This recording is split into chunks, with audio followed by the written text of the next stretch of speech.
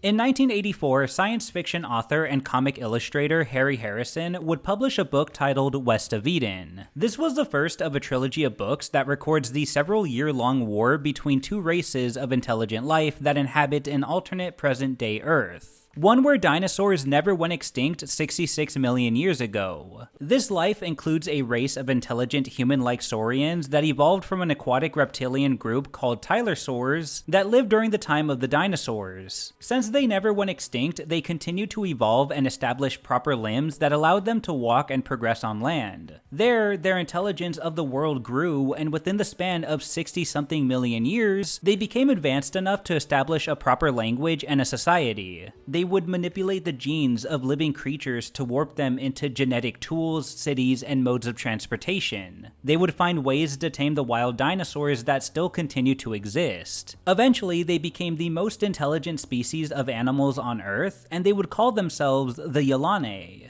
However, they weren't the only intelligent ones. Across the ocean, there inhabits a group of a nomadic hunter-gatherer tribe of human adjacents. Since the dinosaurs never went extinct, mammals continued to be evolutionarily held behind, as the dinosaurs and reptiles stayed at the top of the food chain. But eventually, a human-like race of mammals would arise, as a cold corner of the world was left alone by the saurians, allowing the mammals to thrive, at least thrive as much as they could under their natural conditions. This caveman-like tribe would stay up north for their own safety, since the colder climates of the north would kill the dinosaurs. But the tribes would survive. They would establish their own cultures, beliefs, and family systems. They would hunt other mammalian animals that also managed to survive, like deer. They would use mammoths to help them tow their belongings when they would need to move where their food sources moved, and they used spears and bows and arrows to hunt their prey. Due to their late start in evolution, the human adjacents in this story are still in their primitive state, but they continue to survive, and they call themselves the Tanu.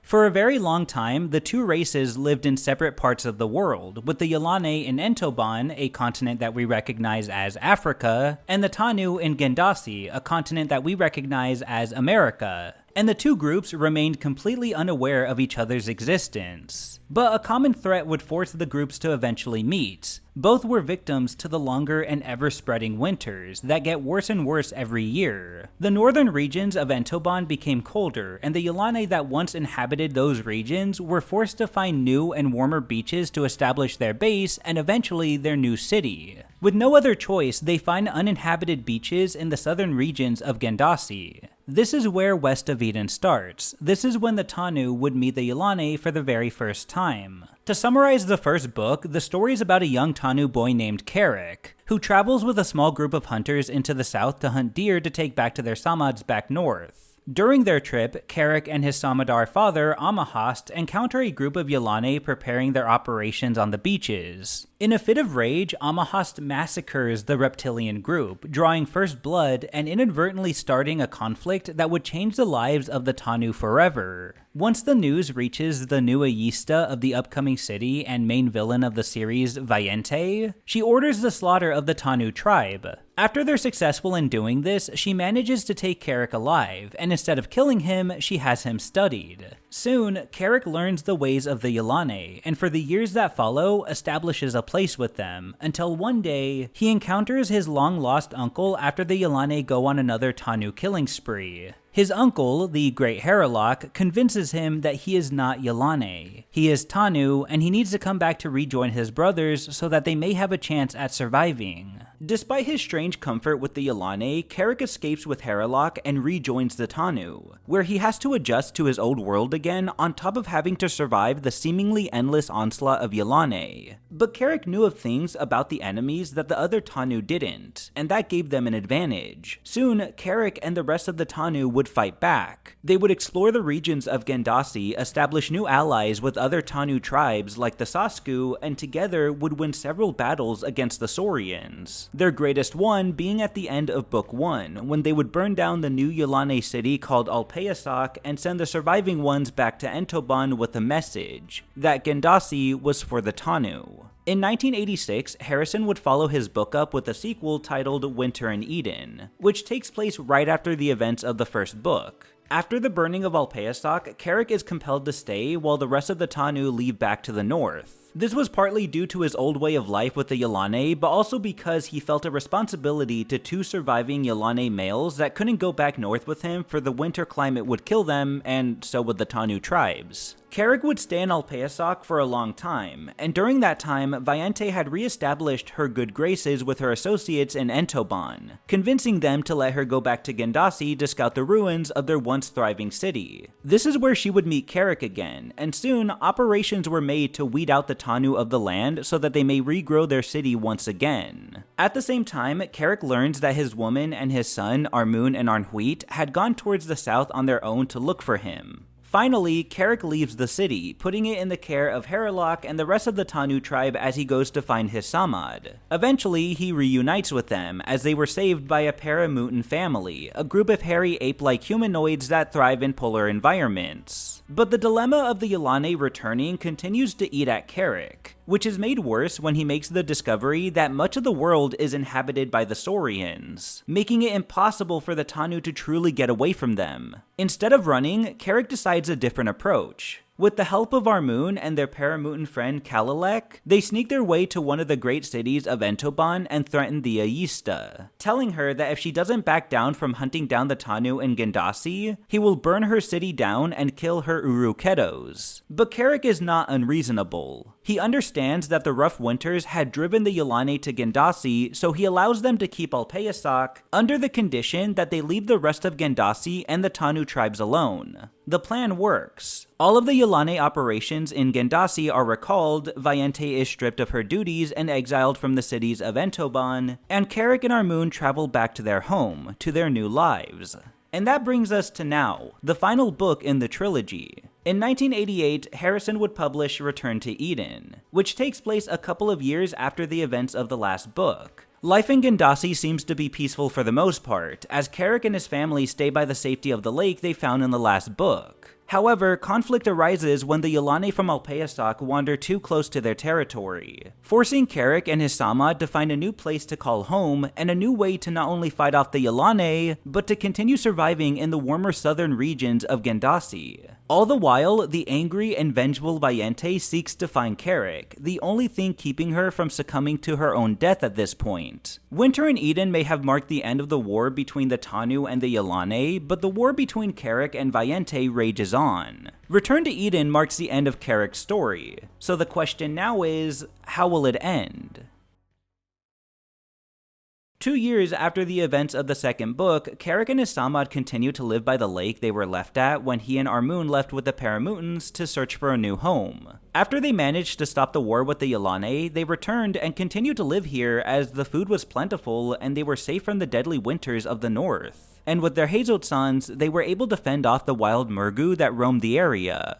Among the sammad are Kerrick, the pregnant Armun, their son Arnhuit, the now teenage Harl, the half-paralyzed Ortnar, the orphan Daras who Kerrick and Armun essentially adopted, and the Yilane males Imahe and Nadaske, who are harmless to the Tanu group and reside in a different part of the lake away from them, as Armun especially doesn't trust them. However, Arnhuit, the only other Tanu that understands and speaks the Yilane language aside from Kerrick, still enjoys their company. And they've come a long way from how they were in the last book. When Kerrick first encountered the pair, they were completely helpless, as they had no knowledge of the world outside of the Hanale, so the most basic tasks were hard for them to complete. However, if you remember from the last book, they had to be left behind while Kerrick went off to find Armun. So they had to fend for themselves for a while, and when Kerrick came back, they were self-sufficient, being able to hunt and care for themselves and each other. By the beginning of this book, they were no longer helpless, and were more than able to take care of themselves against the elements. But aside from Armun's differences with them, life at the lake was peaceful for the most part. However, one day, that would just change. One day, as Kerrick, Ortnar, and the boys are returning from a hunt, they hear the screams of Armun and Daras. Kerrick rushes back to their lakeside home, where spear-wielding Armun explains that one of Kerrick's Murgu, more specifically Nadaske, had attacked them. At least, that's what it looked like from Armun's perspective, but Kerrick understands these creatures better and knows that the more likely explanation was that there was an emergency and Nadaske was looking for Kerrick, accidentally scaring Armun and Daras in the process. Kerrick finds Nadasuke, but there's no sign of Imahei. And when he tries to get an answer out of Nadasuke, he's unable to, as the poor Yilane male had been left in a catatonic state from what had occurred. It took some time, but eventually, Kerrick was able to piece together what had happened. As Imahei and Nadasuke were doing their own fishing routine on the other side of the lake, they were attacked by a group of female Yilane who managed to take Imahei in the process. Nadasuke, who was hypnotized with fear in the moment, dropped his Heizotsan and ran away to find help. This was a problem, not just for Imahei, but also for the rest of the sammad. If they were found by the Yilane that now inhabit Alpeasak, it could lead to another conflict. Armed with Heizotsans, Kerrick has Nadasuke lead him to where they were attacked so that they could rescue Imahei. It took some time to make their way around the lake, but eventually they find the spot, and when they do, they make a horrifying discovery.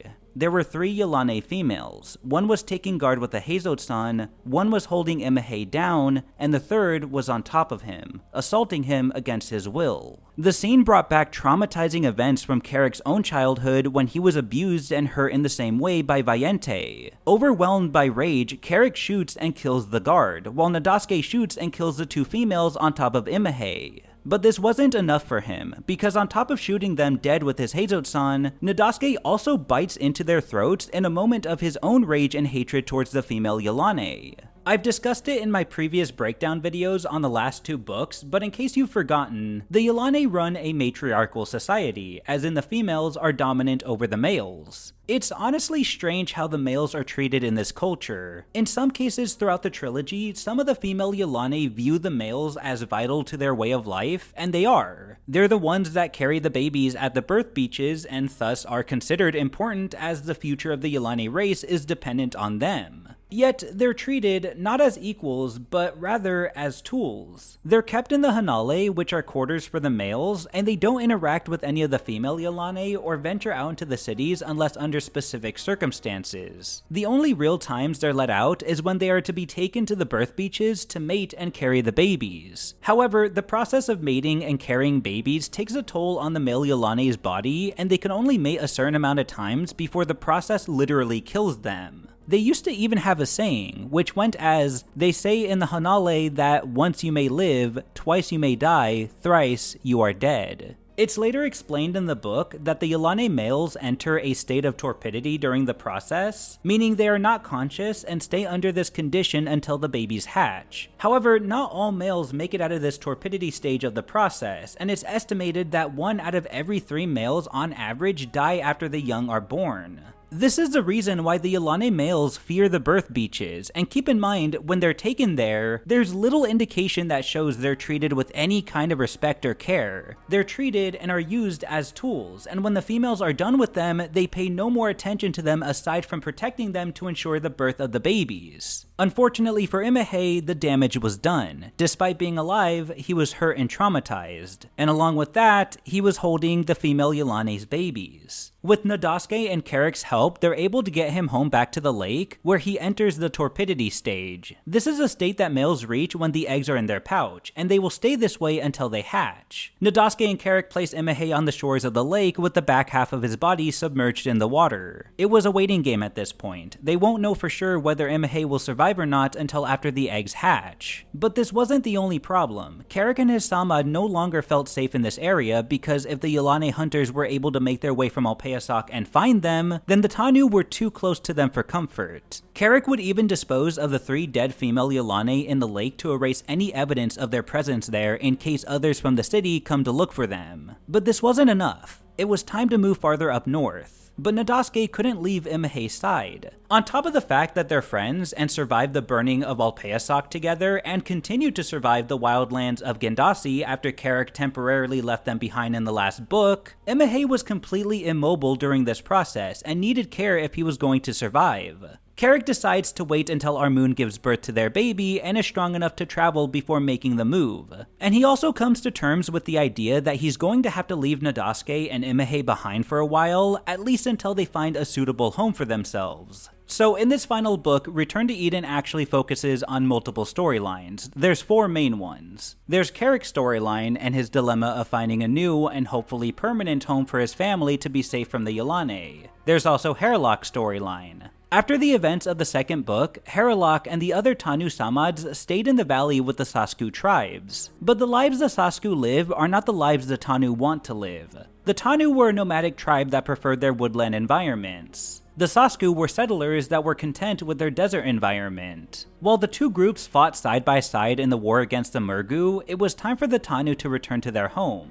But just as importantly, Kerrick was eager to find Kerrick. In the last book, Kerrick and Kerrick parted ways, for the two had different ideologies when it came to the Yilane. Kerrick had spent a significant portion of his life with them and thinks in a way that they think sometimes. In that way, Kerrick was part Yilane. But Kerrick is all Tanu and didn't understand this way of life and wished for all Murgu to be dead. So when he left Alpeasoc after they burnt it down, despite Kerrick wanting to stay, they didn't part amicably. This was made worse when Kerrick would eventually return to the city to request more Hazotsans after theirs died during the winter, also revealing the news to Kerrick that Armun and Arnhuit were possibly dead, as they had attempted to make their way towards Alpeasoc to find Kerrick themselves. Of course, they never made it to the city. This upset Kerrick because he was under the impression that his family would be under the watch of Kerrick during his absence, but realized that he only had himself to blame since he had taken too long to go back to them. However, when there was a spark of hope that they were still alive, Kerrick decided to go make that trip to them. And when he eventually left to go find Armun and Arnhuit, it was the last time he had seen Kerrick since, which at this point in the story was anywhere between 2 to 3 years ago. Of course, during that time, Kerrick would eventually put a stop to the war between the Tanu and the Yilane. And the stopping of this war came at a time when Kerrick was losing all hope for their victory against the Murgu. At the end of the last book, a group of Yilane delivered a pack containing Kerrick's sky medal, an indication that it was him who stopped the war. Grateful for his act, Kerrick wants to find Kerrick and make things right with him, given his nephew was still alive.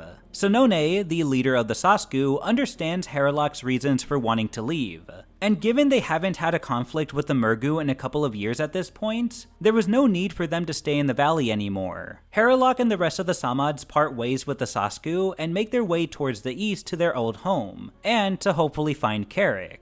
The third storyline is about Enge and Ambalasi. Enge, if you don't remember, is a part of the Daughters of Life, a group of peace-seeking Yilane who are against the way the rest of their kind rules. They believe in the value of all life and the equality of all citizens, but this mentality has made them outcasts to the rest of the Yilane, and are treated as Fargi, and were at one point imprisoned for having this belief. That was until they were freed by the Yilane scientist Ambalasi, who was eager to travel the world and create her own society using the daughters as essentially pawns in her experiment. You'll learn more about her reasonings later on in the story. She would escape with them in an Uruketo and travel down south until they reached a new continent that they would name Ambalasake, which we know as South America in our world. The land was habitable to them, and here they would establish their new city. Of course, this didn't come without its obstacles, as the older Ambalase was constantly butting heads with the equally stubborn Daughters of Life, who struggled with following orders and listening to her line of thinking, as it went against their own way of life and the principles of Ugananapsa, the deity that they worship and follow. During the preparation with their new city, Ambalase eventually ran into a group of Yilane that were native to this region, which she names the Sorogetso. And in Return to Eden, the scientist continues to face the same problems of the incompetent daughters refusing to follow her orders, even going as far as to try and live amongst the Sorogetso to teach them the principles of Ugananapsa. Of course, this upsets Ambalasi, who threatens the lives of the daughters if they continue to do this. The final storyline is about Valiente, who was abandoned on the shores of an inhospitable beach in the last book after she was stripped of her command in the war against the Tanu. As part of her punishment for her insubordination, she now lives her life on this beach alone and away from the cities of Entoban. During her time here, she spends her days swimming in the oceans, exploring and searching for food. One day, as she's doing this, she notices a few figures swimming about, ones that look very familiar. When she gets a closer look, she realizes that they are Yilane, and when she approaches them on land, she learns that they are much more simple-minded than herself. There's only a trio of them, and when she tries to speak to them, only one responds, whose name is Velicre. Velicre, who is unable to properly speak the Yilane language, is able enough to try and command Valiente to do what she says. Vayente, who has a massive ego and is insulted by this gesture, talks down to the simple-minded Yilane and is able to order them into submission. It just goes to show that even after a couple of years from not having this sort of power, Vayente still wishes to command and be in a place of power and will seek it wherever she can. After questioning the Yilane, Vayente is able to deduce that, like her, they were rejects from their city. Only they were left behind from the birth beaches and made their way down south to the abandoned beaches of Entoban, where they've established a new home and a simple way of life. They spend most of their days hunting for fish and sleeping at night. Not much of a life, it seems, which is only further evident by the fact that they are quick to follow orders given by Vayente, who is more than content to do so. But there's still a lack of fulfillment, as aside from the simple commands that she gives them, there's no other communication, no other power that she has. For now, she just exists on this beach. Going back to Kerrick's storyline, he's awoken one night by Doris, who takes him to our moon. During the night, she finally gave birth to their new baby, a girl that Kerrick ends up naming Ysel. For those of you that may have forgotten, Ysel was the Tanu girl that Kerrick was captured with in the very first Yilane attack when he was just a boy, and she was unfortunately killed by Vayente. He hadn't thought about her in years, but in a way, she still holds great significance to him. She was the last Tanu that Kerrick knew and would be with before he was left all alone with the Yilane for the rest of his time with them. In a way, she was one of his last ties to the Tanu before he essentially became Yilane. So naming his daughter Ysel as a way to honor her is pretty fitting. Now that the baby was born, it was just a matter of time before our moon was strong enough to make the trip to find a new home. When Imahei showed no change in his state, however, Kerrick came to the decision that he was going to have to leave him and Nadasuke behind, at least for now. Of course, this would only be temporary, as Kerrick planned to return to them as soon as they found a place. Nadasuke, who seemed rather unaffected by all of this, as he seems more worried for his friend, had no doubts that Kerrick would come back for them. Some time would go by and our moon would be well enough to travel. The sammad would pack up their things and leave the area, traveling north until they would find a place to call home. After days and possibly even weeks of exploring and encountering the strange prehistoric beasts that inhabit the south, they eventually find sanctuary on an inland island surrounded by a running river that served as a moat of sorts that protected it from the Murgu. The hunting was good, the fishing was good, it was far enough away from the north to avoid the deadly winters, and also far enough away from the south to avoid the deadly Yilane. This place was perfect, and it would serve as a suitable home for Kerrick's sammad. They spent some days getting themselves settled before something starts eating at Kerrick, something that he just couldn't ignore. He needed to go back to see how Nadasuke and Imahei were and bring them back to the island with him. When he expresses this to our moon, she's not very happy about it. She was more than content leaving the Murgu behind, because to her, they're all the same. They're disgusting, ugly creatures that want them dead. And to some extent, there's probably some of you watching this video that may share the same sentiments. Why is Kerrick so adamant on going back for the male Yilane? Why does he insist to make them his responsibility? Well, to put it simply, Kerrick just doesn't see them as the same deadly Yilane as the ones that raised him. He knows the males are harmless, but even more so, he sees them as his friends, as his Enfensele, which is a Yilane word that means a member of a group from your childhood, or in this case, the closest word the Yilane has to brothers. And just think about it for a minute. Kerrick and the Yilane males are more alike than you might think, as both have suffered similar tragedies. Both were victims of the harsh matriarchal society that the female Yilane run. Both were treated as inferior, both were abused and assaulted and harmed at the hands of the female Yilane. Both were imprisoned and forced to stay with the Yilane based on what the females wanted out of them. And just like Kerrick, when the males were finally released from Alpeasak, they had to adjust to this new world that they'd never seen before. Kerrick, Nadasuke, and Imahei are the rare few that have gone through these same events, something that no other being in the world can relate to. In a way, that makes their bond as Enfensele much stronger, and it's why Kerrick can't bring himself to leave them behind. He cares about what happens to them. He hopes that Imahei will pull through and that Nadasuke is safe from the female hunters from Alpeasak. But as long as he's on the island, he's not gonna know for sure. Against our moon's wishes, he decides to go back to the lake to find his Yilane friends and bring them back. Since he is going alone, it would take him much less time to get over there, so he doesn't plan for this to be a long trip. It takes him a few days, but he manages to find the lake where Nadasuke continues to look over Imahei, who is still in his torpid stage, but he's just happy that his friend came back for them. Nadasuke updates Kerrick that Imahei had entered the next stage of the process. Apparently, the way it goes is that the eggs are laid in the male's pouch. Some time will pass for the eggs to grow before the baby Yilane, or the Yil, hatch out of the eggs within the pouch. This was the stage Imahei was at. The Yil were hatched out of the eggs, but needed some time to gain nourishment from certain glands to help them grow before they get big enough to emerge from the pouch. They wouldn't know Imahei's condition until after the Yil left the pouch, so Kerrick decides to wait with Nadasuke for a few days to see what happens. However, Kerrick had promised Armun that he wouldn't be at the lake for very long and that he would be back soon. 1 day turned to 2, 2 days turned to 3. On the 4th day, Kerrick had considered the idea of leaving again and coming back at a later time. As he was thinking this idea through, he went off to go hunt for deer. When he returned to Nadasuke and Imahei from his hunt, he was greeted with a very disappointing scene. Imahei was dead. Next to him was Nadasuke and a small group of dead Yil. When Nadasuke notices Kerrick, the first words he says are, "They emerged. He died. It is over. My friend is dead. He is dead."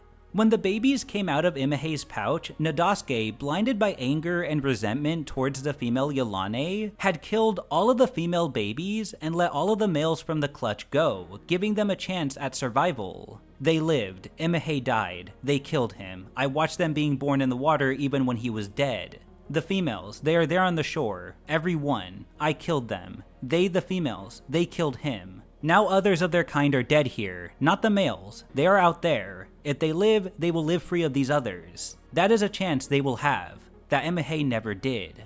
With that, Kerrick buried Imahei by the lake and covered his grave with rocks. The two then packed up their things and headed towards the island. Of course, Armun isn't happy about the new living situation, but Kerrick is able to base Nadasuke on a smaller neighboring island where he can thrive on his own.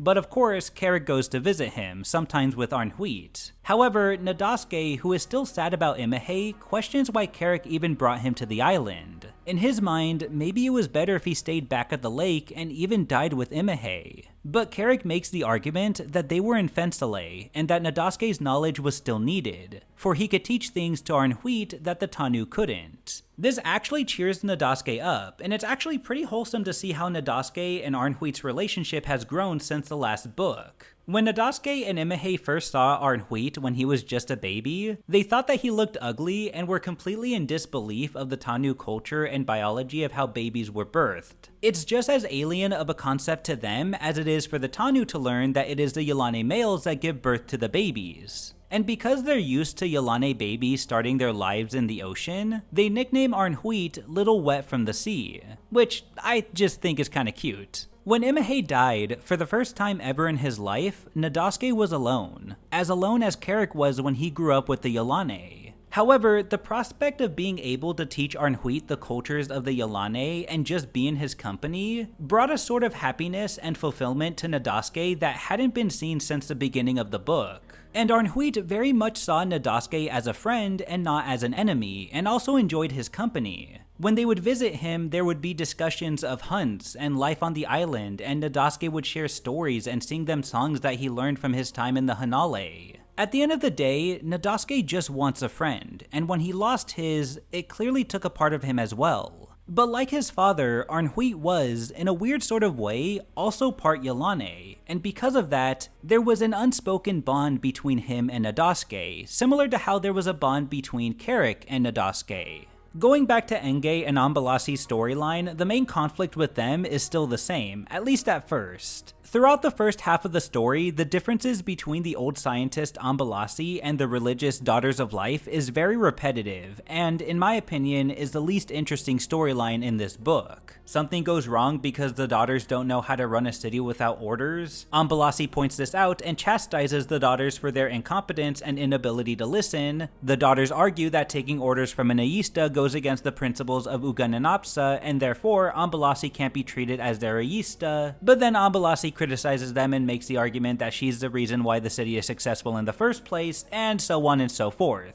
During these conflicts, Enge is typically caught in the middle of it, trying her best to be the peacekeeper and see things from both sides of the argument. She doesn't want to ignore her fellow sisters and her beliefs, but she also doesn't want to ignore the fact that Ambalasi was the reason why they were free and have their own city. However, it's difficult to be in between this fight, especially when there's one figure amongst the daughters, whose name is Far, who is especially rebellious against Ambalasi's orders. Ambalasi constantly questions what Engay and her sister are going to do to fix up their city and continue surviving if they aren't going to follow her orders. To which Engay would usually say that they would find the answer within the 8 principles of Ugananapsa, and that she would study them and come back with an answer for Ambalasi later. Meanwhile, Ambalasi continues to explore and study the continent, returning with new specimens. But it seems that every time she returned from these little expeditions, the daughters would be up to something new that went completely against Ambalasi's orders and ideas. For example, at one point during the story, Ambalasi returned to the city only to hear that Far and a group of her followers had decided to go off to live with the Sorogetso, so that she could teach them the ways of Ugananapsa and live amongst those in true equality as one of her principal states. This angered the scientist, who wanted the natives to be left alone from outside forces, especially ones as incompetent as the daughters, who could do irreversible damage to the Sorogetso's way of life. So she goes after Far and her group, but learns that they didn't get very far before Far herself got injured. Ambalasi, who could care less about her injury, warns her that she'll go as far as killing her if she disobeys her orders again. Far and her group return to the city, but that's not enough for Ambalasi, and she does something that sounds strange at first. Ambalasi grabs a Hazotsan and loads it with darts that won't kill anything but tranquilize it, and she and her assistant, Satesi, go into Sorogetso territory and one by one shoots them down. Her plan is to relocate them to an undisclosed area away from the city so that they aren't interfered by the daughters again. Satesi questions this decision as it sounds kind of hypocritical. Isn't removing the Sorogetso from their natural habitat also just them interfering with their natural lives? Well, earlier in the story, Ambalasi came to the conclusion that the Sorogetso weren't actually native to this land, but were actually placed there by unknown Yilane, at least the ones nearest to the city. She comes to this conclusion after she finds out that one of the nearby lakes from the city houses all sorts of creatures except for the Sorogetso, which only seems to inhabit a section of the rivers that run through the tropical regions. With this information, Ambalasi's thought process was that if the Sorogetso were planted here and managed to survive, surely they'll be able to do it again. So relocating them shouldn't be a problem. And that's exactly what she does. She trains all of the Sorogetso, loads them up in an Uruketo, and takes them to a different part of the continent, where they will hopefully be safe from the daughters. Of course, the daughters aren't too happy when they find out about this, and they continue to butt heads with the Yilane scientists about Ugananapsa and not wanting to go against their beliefs and Ambalasi's complete disrespect towards their beliefs, and so on and so forth. I'm gonna be honest, these are parts of the story that I didn't really care too much for when reading, but as we progress to the second half of the book, things do begin to pick up a bit with this storyline. For the most part, the city is running well, despite the constant fighting between the two parties. But even after a functioning city, there was still the daughters wanting to spread their beliefs to others, so that their city may grow and they can have a functioning society that accepts all Yilane and Fargi as equals. Far especially has been wanting to go back to the Yilane cities of Entoban to continue spreading the word of Ugananapsa, now more than ever since she believes their belief has not been followed very well on this new continent with Ambalasi's presence. Ambalasi hates the daughters' belief system. To her, it holds them back from following orders, it makes them lazy and unproductive, and whenever she gets the opportunity, no matter how small, she will insult the daughters and their precious Ugananapsa to their face. This of course has angered Far, who calls the unaffected Ambalasi an unbeliever and seems to hate her just as much as the Yilane scientists hated the daughters. So Far is willing to risk everything to go back to the Yilane cities to spread their beliefs. But that brings up a big problem. If she does that, she'll let the world know of Ambalasake, risking the lives of her sisters and the city itself. But Ambalasi does want to see this city thrive, and if it is to thrive, there should be more citizens. So she's okay with the idea of letting the daughters get more followers from the Yilane cities and bring them back to Ambalasake. But more than that, one of the reasons why Ambalasi wishes to return to the Yilane cities is because of her age. So in this world, the Yilane never really bothered recording their own ages. so it's actually unknown what the general lifespan of a Yilane is.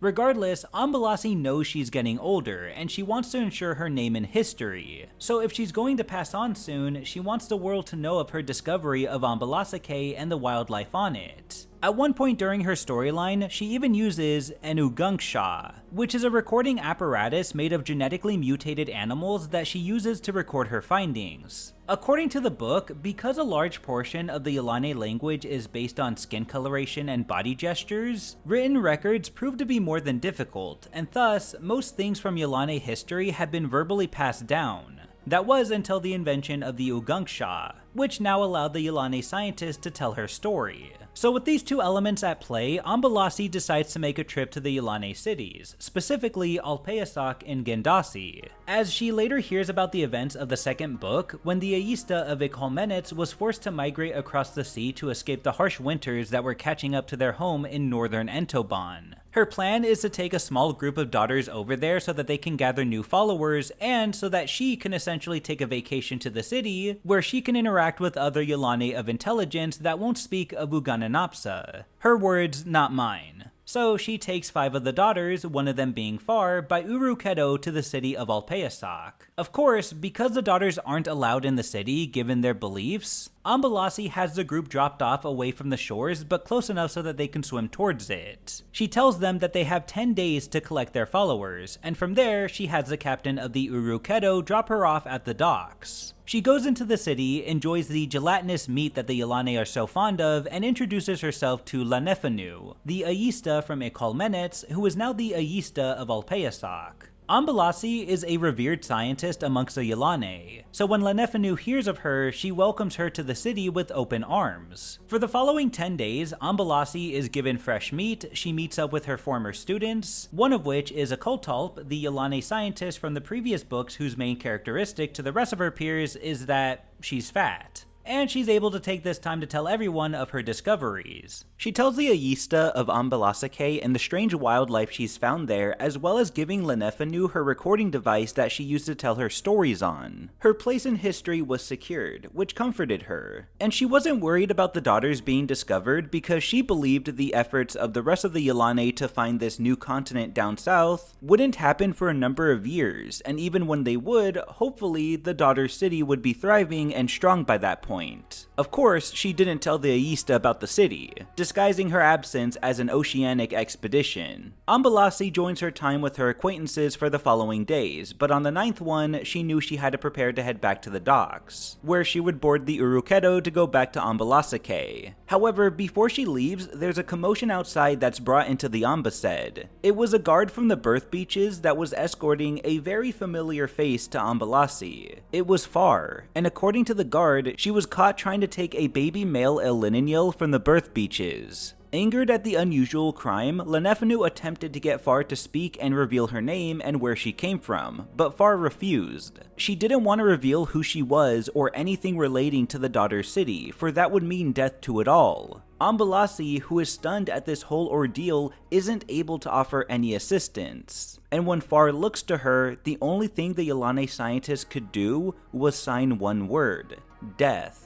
And even though Ambalasi hated Far, I don't think she meant this with any sort of malice. I think Ambalasi genuinely meant that at this point, death was the only escape for Far. When Fars continue to be pushed to reveal information, it all becomes too much for her. The thought of exposing her fellow sisters and their city filled her with so much despair, her hypothalamus would become overloaded, and before long, she would seize up and die. With this, Ambalasi would return to her Urukedo, where the other 4 daughters were with their group of Fargi who were their new followers. She updates the daughters that Far was dead and asked why she would do such a foolish thing. According to one of the daughters, Far was concerned at the fact that the city was only populated by females, and that just one male could help ensure the longevity of it. So she snuck off to the birth beaches in the hopes of stealing a male baby, which obviously failed. They make it back to Ambalasake, where Ambalasi tells Enge of Far's fate, which greatly depresses her. Far was still a member of their group despite their differences, and her death greatly affected Enge. And this only made things worse when the scientists pointed out that the Fargi followers that were collected were too dumb to understand the concepts of Ugananapsa, and that the only reason why they agreed to follow the daughters was because they were promised food. And this is further evident when Enge approaches one of the new Fargi, and when she mentions Ugananapsa to that Fargi, the new follower recites one of the principles. But it becomes clear to Enge that she's only reciting them because she's going to get food for doing so, like a trained animal, not because she has enough intelligence to actually believe in the belief itself. But as depressing as this was, the ever-determined Enge wasn't going to give up.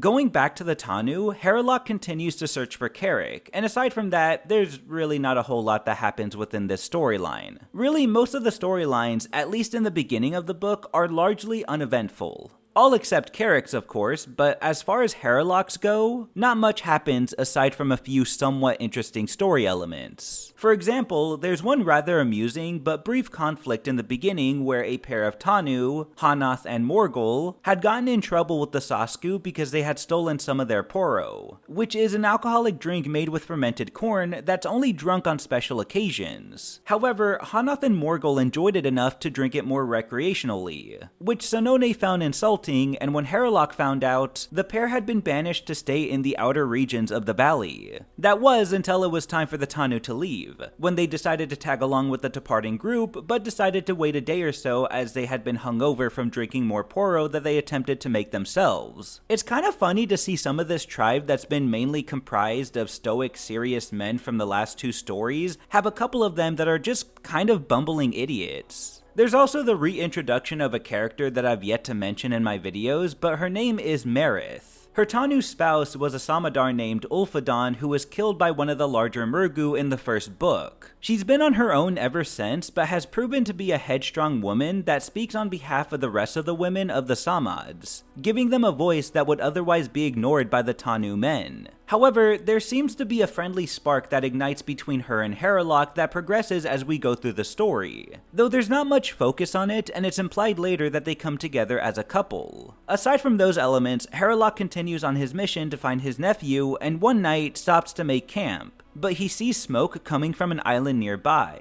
The next morning, Herlock would venture closer to the bank of the river that ran between the island and the mainland, where he would see a pair of Tanu boys on the island. It was Harl and Arnhuit. When he called out to the two, they ran and alerted Kerrick that they saw a Tanu hunter across the lake. When Armun heard this, she grew excited. Life on the island was peaceful and safe, but it was too quiet and too boring. The idea of more Sammads joining them on the island made Armun happy, because it meant more women to talk to, more friends for Arnhuit and Darius, and more suitable hunters for Harl to hunt with. As angry as she was at the Sammads for abandoning Kerrick and refusing to help her in the last book, she was happy at the idea of being in their company again. When Kerrick took their boat across the river, he realized that the Tanu hunter was Herlock, who he hadn't seen for, at this point, about 3 years. When the boat reaches the mainland, he approaches Herlock, and for the first time in a few years, they speak to each other.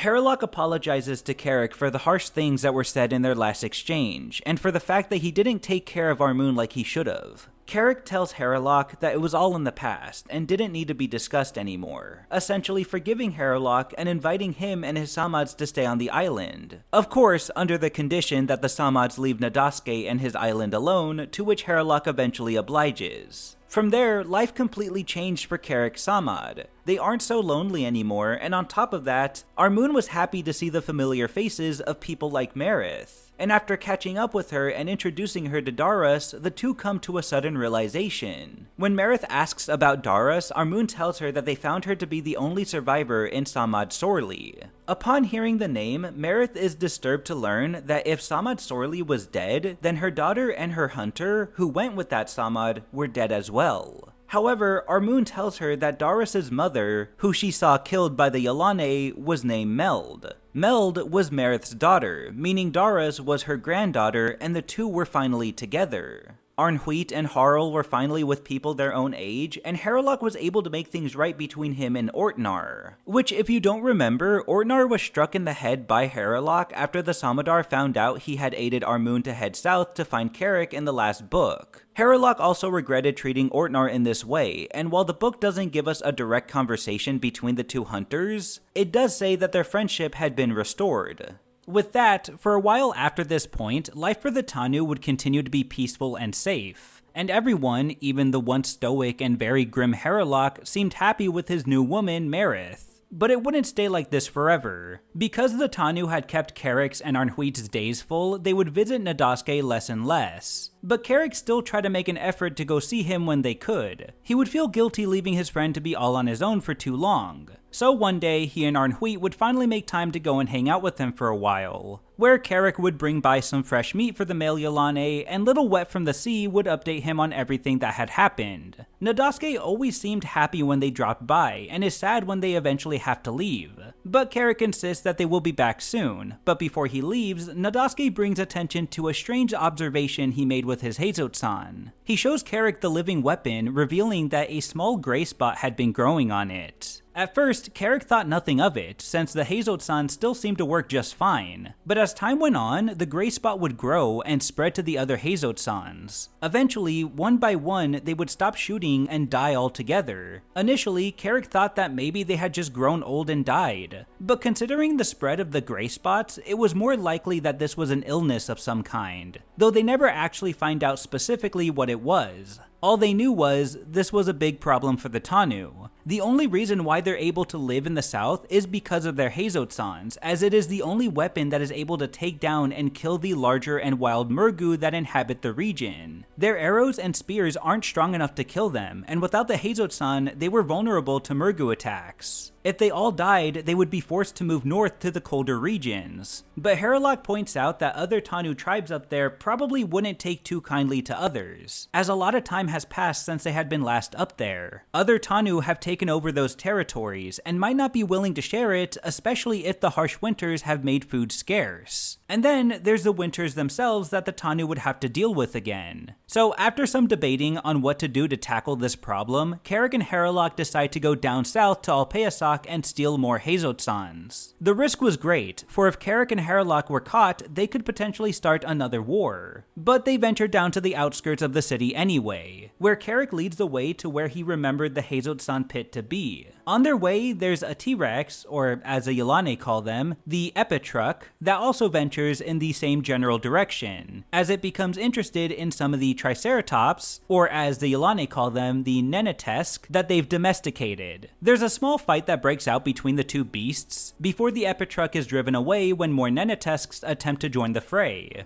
This particular scene has nothing to do with what happens in the story, but I decided to include it anyways because, despite taking place in the world where true dinosaurs still exist, Return to Eden doesn't really do a whole lot with them, and I just felt like we needed some more dinosaur content. Anyway, as the two sneak into the Heizotsan pit, a trio of Yilane come around a corner, a guard with two Fargi carrying new Heizotsans. They're spotted by the guard, forcing Herlock to shoot and kill all three of them. Not wanting to have any evidence of their presence there, Kerrick and Herlock take the bodies and throw them into the swamp within the Heizotsan pit, where they'll be devoured by the living weapons, and steal the small bundle of ones that the Fargi had been carrying. With that, they head back home, making sure to keep the new Heizotsan separate from the ones they already have to prevent the illness from spreading again. But as far as the Yilane bodies go, throwing them in the pit wasn't the best idea after all, since the following day, a Yilane hunter was sent to go check on why the trio that Herlock killed never returned from delivering the Heizotsans to the pit. She noticed the Heizotsans were congregating in an area of the pit that they weren't normally fed in, and when she investigated the area for herself, she found the remains of the guard and the two Fargi.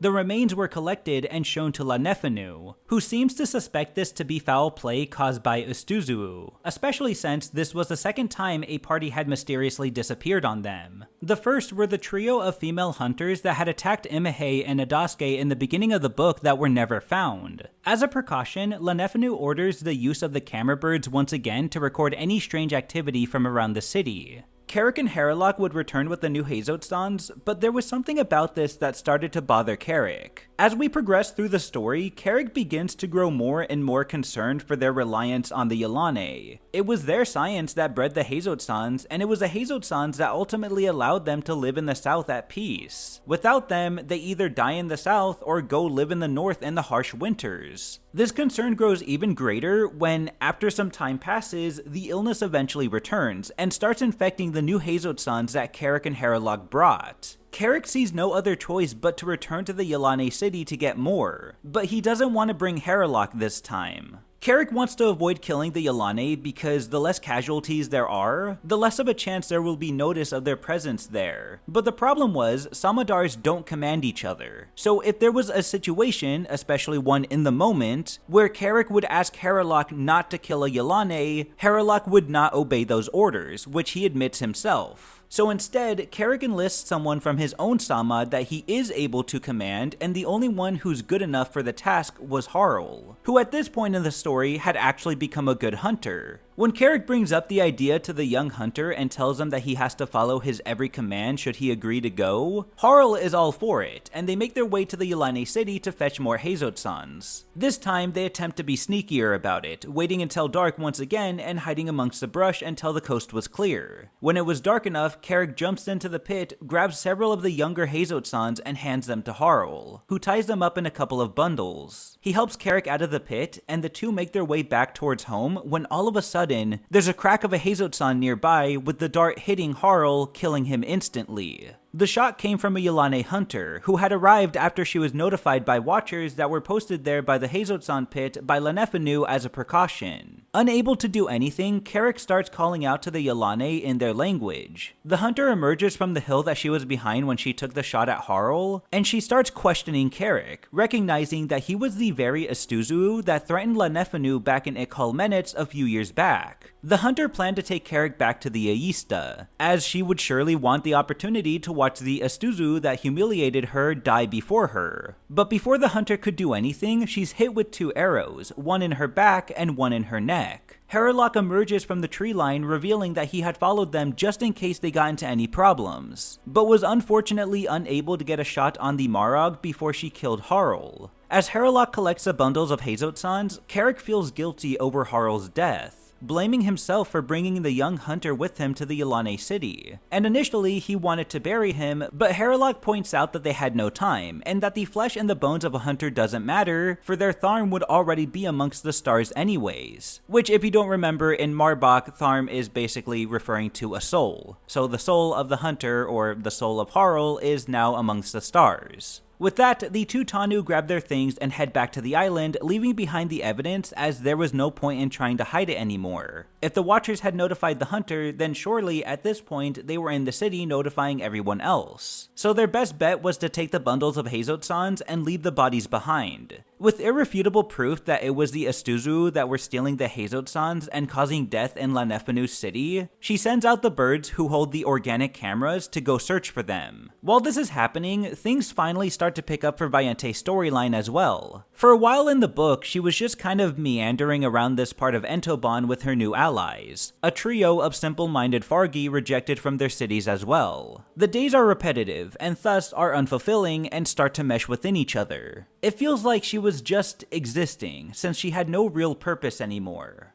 That is, until one day, she sees something in the ocean, something familiar. It was an Uruketo, and it was heading north towards the cities of Entoban. She was drawn to the sight of it, angered by it at first, likely because it was the first time she's seen one since she was abandoned on the beach that she resides in now. But eventually, she started questioning what the Uruketo was doing over here, until she noticed it was going north. Soon, the living ship disappeared in the distance, and as the days went by after this brief and mild occurrence, Vayente couldn't help but think about it. It would stay on her mind because it was the only thing that differed from the otherwise identical days on the beach that she eventually lost count of. She was sick of life here, and was drawn to the Uruketo, and more so the direction it went in. Vayente came back to the realization that no matter where she went or what she did, she was an Aista. She was born to lead, but it wasn't going to to be here on the beach. She knew her abilities could be used for more purposeful endeavors, more specifically towards her own goals, which at this point was killing the Estuzu that took everything from her. Her hatred and anger towards Kerrick was so strong, it was the very thing that kept her from dying because she was no longer an Ayista tied to her city.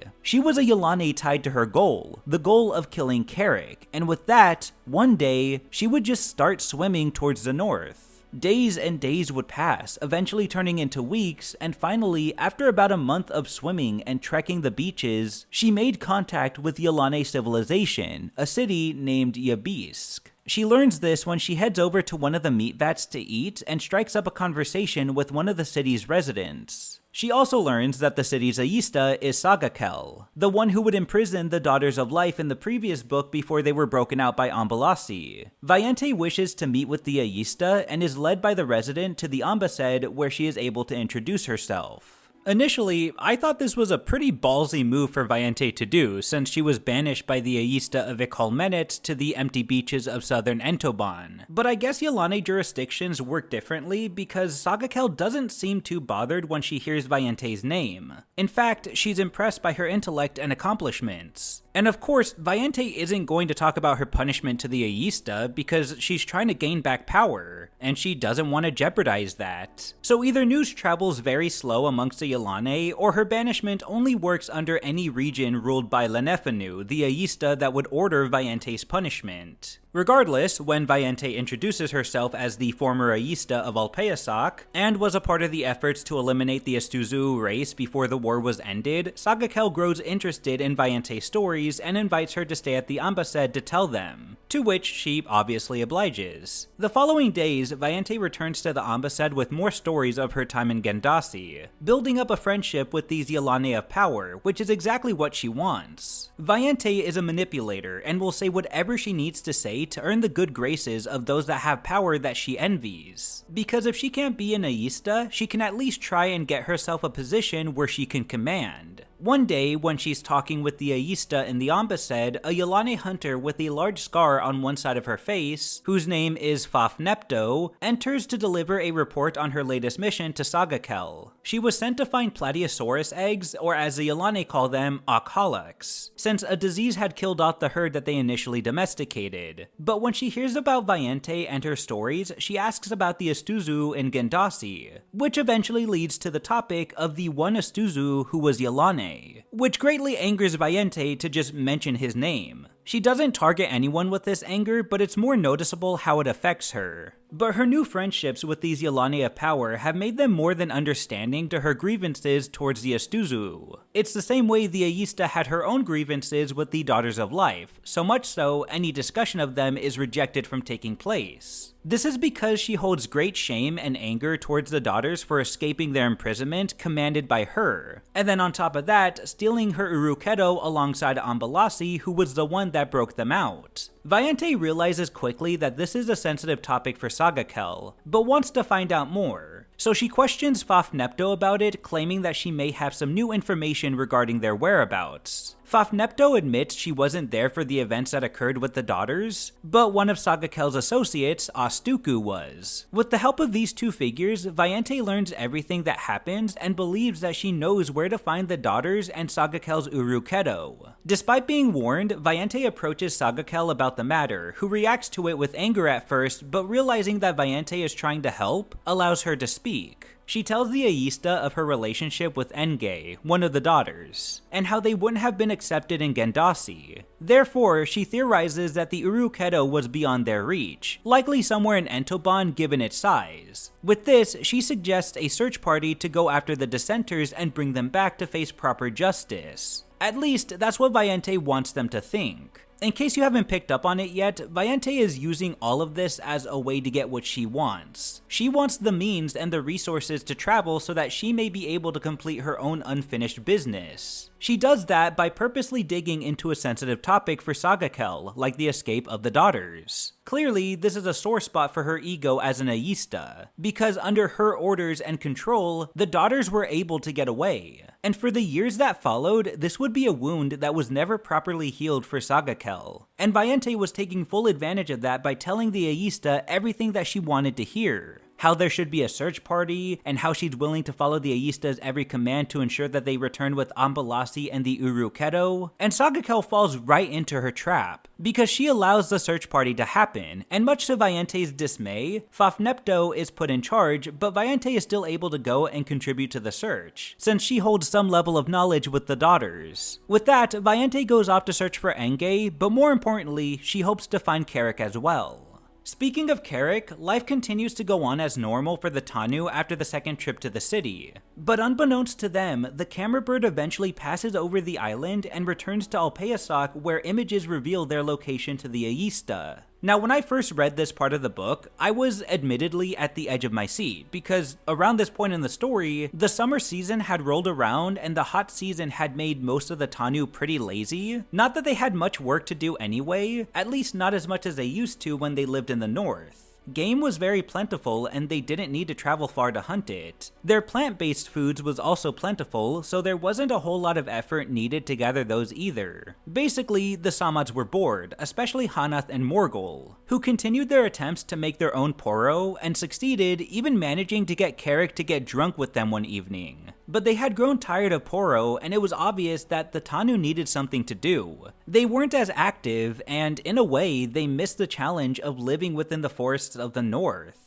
When Kerrick was discussing this with Hanath and Morgul, the topic of the Paramutans came up, and Kerrick told the two hunters that they usually came around this point during the summer to fish and trade. This intrigued the pair, as they were interested in the kind of materials and tools the Paramutans traded. But really, the idea of just being able to travel outside of the island seemed more than appealing, and Kerrick and Armun agreed to accompany the two to track down the Paramutan for this trade. Arnhuit and Ysel would be taken care of by one of Armun's friends, and Haralock was able to keep an eye on things on the island while Kerrick was away. So the reason why I was at the edge of my seat at this part was because around this point in the story, I had guessed that something bad was going to happen. See, I'm gonna be honest here, the book is good and all, but the first like 2/3 of the story are really not that eventful. And each storyline is filled with smaller scaled problems that either get resolved or don't really go anywhere major. Initially, I suspected this to be build-up, and that Lanefanu was planning some sort of attack against the Estuzu, and that this was going to happen while Kerrick and Armun were away on the trip. I mean, it would only make sense since she is adamant on stopping death from occurring in her city. But, spoiler alert, this is not the case, and I kid you not, the only reason why the images exist for the story is for Vayente. Let me explain. Despite saying they need to explore Entoban to search for the daughters, Vayente and Fapnepto eventually make their way to Gendasi anyways, where they explore some of the southern regions, eventually making their way to Alpeasoc. One of them makes the argument that maybe, just maybe, there was someone in the city that might know of any information about Ambalasi or the daughters. But Vayente explains that if she goes to the city, she will not get the warmest welcome from the Aista, Lanefanu, but decides to go into the city anyways to establish her presence, as she doesn't want to come off as fearful. Of course, when they reach the Ambassad, Lanefanu gets angry at the sight of Vayente and rejects her from the city. But this doesn't seem to affect Vayente all that much, as she just goes back to wait in the Urukedo they came on. This was no concern of Fafnepto, who was only here to follow Sagakel's orders, and she updates Lanefanu on everything that happened with the daughters, the stolen Urukedo, and Ambalasi being the mastermind behind all of it. When this piece of information is revealed, Lanefanu and everyone else that shared her company were in shock, but the Aista complied by offering the scientists records of the new landmass that she discovered, Ambalasake.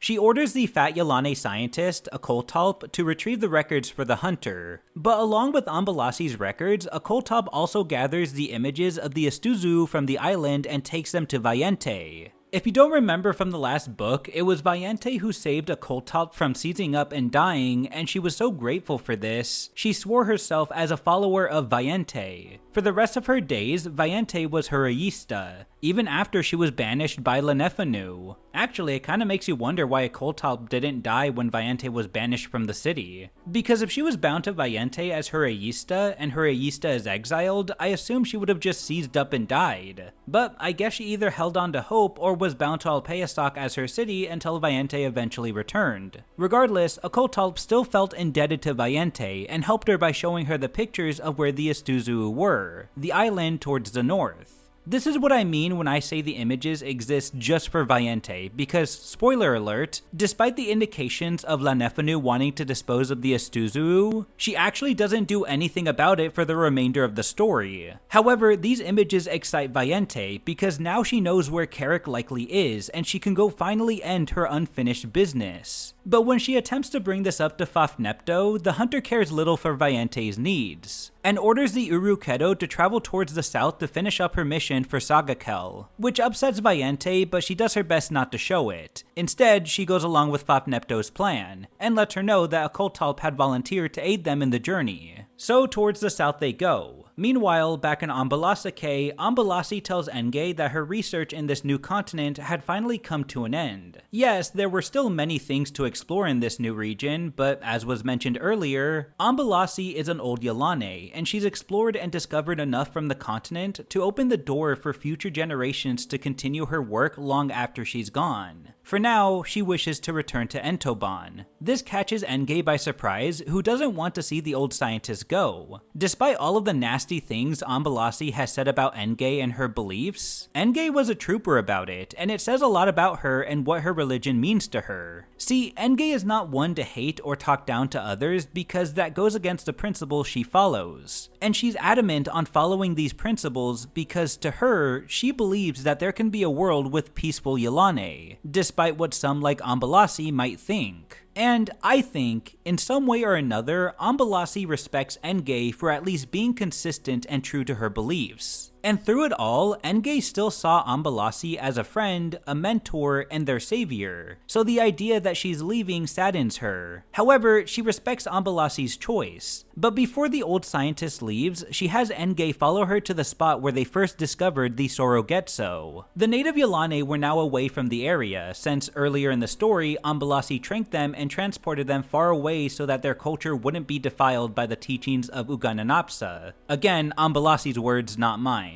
However, the old scientist had been aware that Enge and the rest of the daughters had been concerned about the continuation of their city. They weren't necessarily concerned for their own continuation as a Yilane species, but rather the continuation of the teachings of the principles of Ugananapsa. They were the only ones of their kind that followed this religion, and seeing how they had no means of passing these teachings down, since they had no male Yilane to help them make future generations of Yilane, Ambalasi finds a fix for that problem.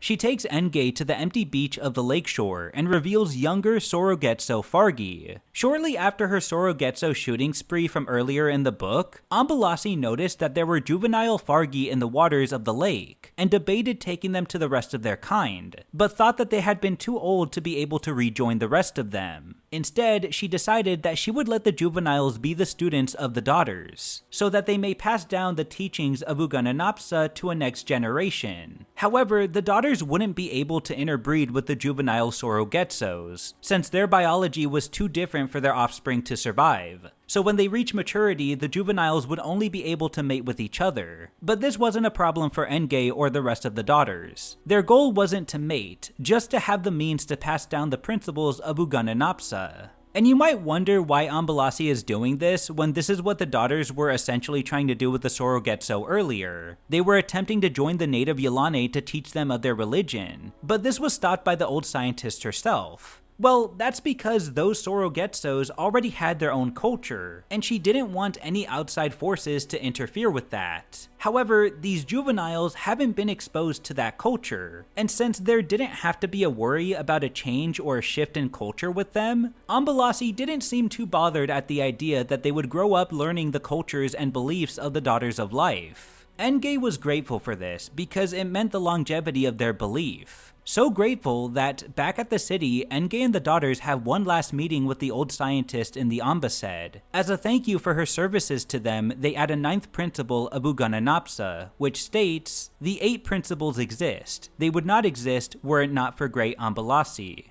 Despite her disdain towards this religion and the daughters and their lack of self-preservation and their constant headbutting that she's had with them, Ambalasi was still able to recognize this as genuine gratitude from the daughters, and also sees this as her name further cemented into history. So for the first time ever, instead of insulting them, she thanks them. Enge walks the scientist to her Urukedo, and on the way, she asks one last question.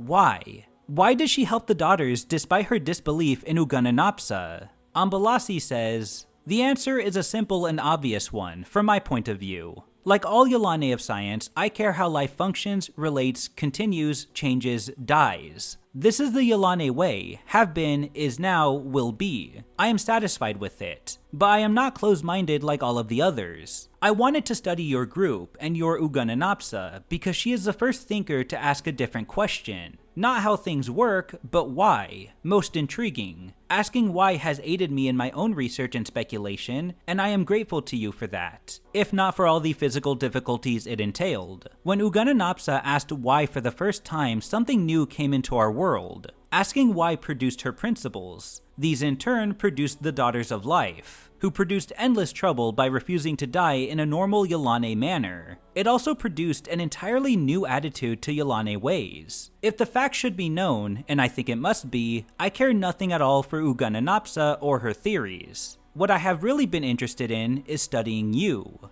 When Nge asks for further explanation, Ambalasi continues. Consider our ways, consider the Yilane relationship one to the other. The Ayista rules and all below obey, or die. Fargi emerge from the ocean and are completely ignored. They are supplied with food only because if they die that would be the end of all Yilane, but given nothing else. If they persist and have the will and the drive to learn, they become Yilane and may form part of the life of the city. Most don't. They wander off and, I presume, die. It must be said, therefore, that all we Yilane have offered one another is rejection and death. You, however, Nge, offer compassion and hope. This is a very unusual and new thing. And ultimately, that's why she helped the daughters. With that, she tells Nge to stay safe in her city and to continue asking the why in life. These were words that Nge was truly grateful for. From there, Ambalasi would have gotten into her Urukedo and traveled back to Entoban, but suddenly, they noticed something out at sea.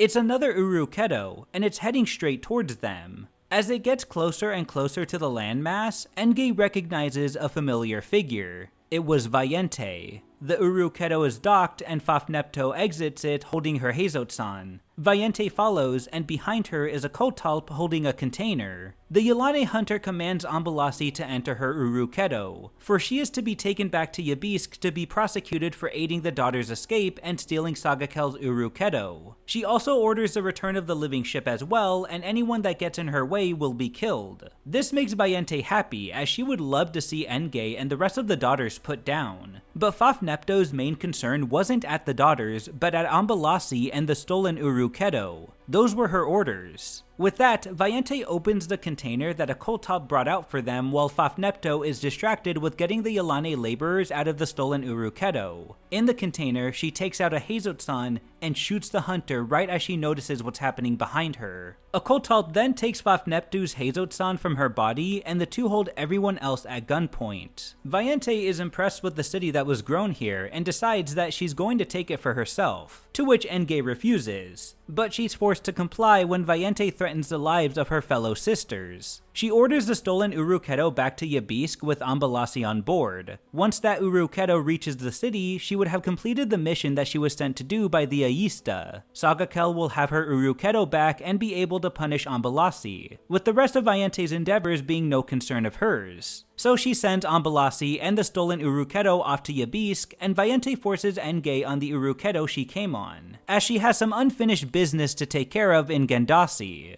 All while this was happening, Kerrick and Armoon spend days taking Hanath and Morgul to the northern coastal area to find the Paramutans. After some days of travel, they eventually make it to the spot the Paramutans usually travel to, find them sailing out at sea, and wade them down. On the boat was their old friend Kalalek, who was absolutely ecstatic to see them and was more than happy to trade with their tribe members. They spent some days on the beach with their Paramutan friends, with Armoon providing translations between the pair of Tanu hunters and Kalalek, since she still remembered their language. All the while, Kerrick noticed the things the Paramutans were trading, all of the materials they created by hand. He realized just how creative and hands-on the Tanu as a whole were. They were able to create tools with objects that were built to last. The Tanu, the Sasku, and the Paramutans. All of the things they created were things that made them who they were. The weapons, the clothing, the boats, the tools, and so on. All of it were made by hand and by them.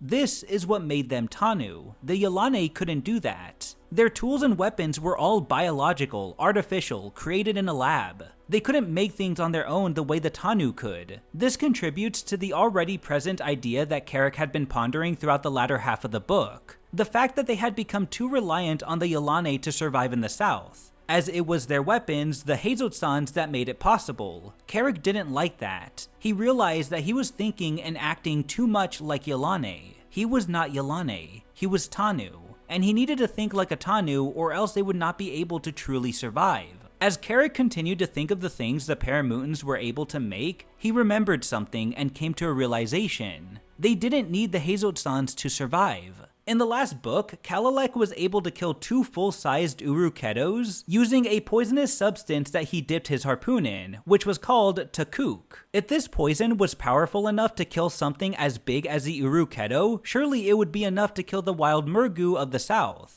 When he brought the idea up to Armun, they approach Kerrick hoping to get the recipe to make the poison. He assures them that it's powerful enough to take down the creatures they fear. After a trade, Kerrick reveals that to make the poison, they need the flesh and entrails of certain fish that are to be buried underground for a period of time, just until they rot. Then, they have to mix the juices from roots of a certain type of flower that only grows in the northern coastal area. Once these 2 things are mixed, they will have created takuk, which they could then dip their arrows and spears in to kill any attacking murgu. Kerrick also reassures to Armun that he does not want to be Yilane anymore. He was Tanu, and he would also raise Arnhuit as Tanu, even saying that he would stop the visits to Nadasuke at least with Arnhuit. Armun was more than happy about this. Kerrick and Armun say goodbye to their paramutant friends, promising to return again to trade in the future, and they head back home to the island. Meanwhile, back at the island, Arnhuit is made fun of by the other boys of the sammad, who tease him for knowing the strange language of the lone murgu from the island next to theirs. To the Yilane, their language is normal, but to most Tanu, it's just a series of strange arm motions and gurgles, and they bully and beat up on Arnhuit for doing that and being different. Arnhuit, who felt alone, decided to go visit his friend Nadasuke, who was the only one who welcomed his presence. He decided he would teach his murgu friend how to fish. Little did he know, there was trouble on the way. Vayente follows the direction towards the island up north of Gendasi, which is too far inland for the Uruketo to go through, so Vayente docks the living boat by the bay, and her, Akoltop, and Enge swim to shore and travel the rest of the way on foot.